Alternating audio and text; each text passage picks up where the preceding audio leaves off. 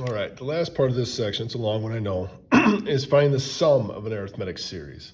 So what you're going to find today is we're going to replace commas with addition symbols. So we're going to add up the chain of terms.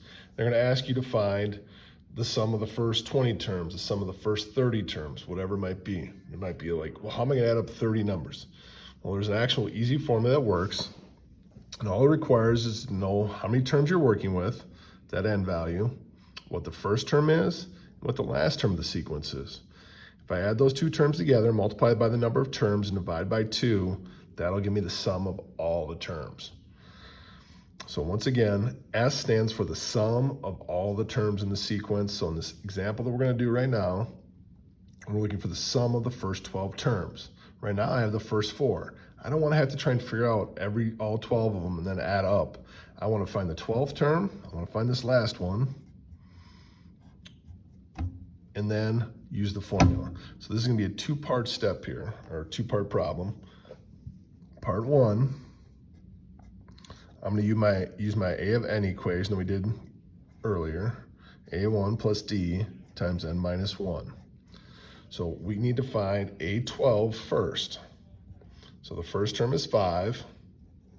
And then as we go through this, we see that we have a common difference of 9. All the way up, everything's going up by 9.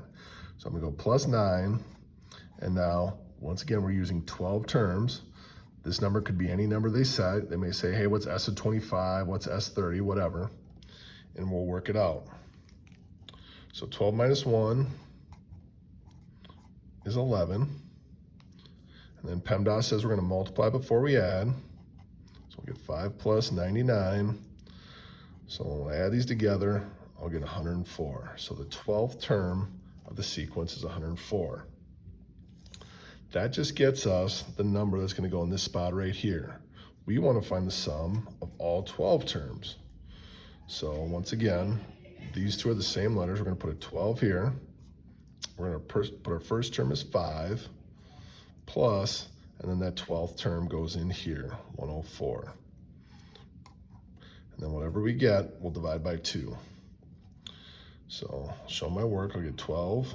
I'll add these two together. I'll get 109 divided by 2. So now I go to my calculator. 12 times 109 is 1,308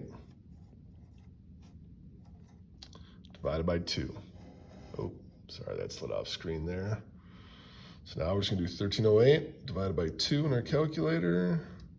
And the sum of the first 12 terms is 654.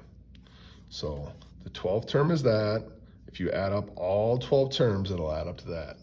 All right, now you're ready to finish Chapter 2, Section 4 on arithmetic sequence and series.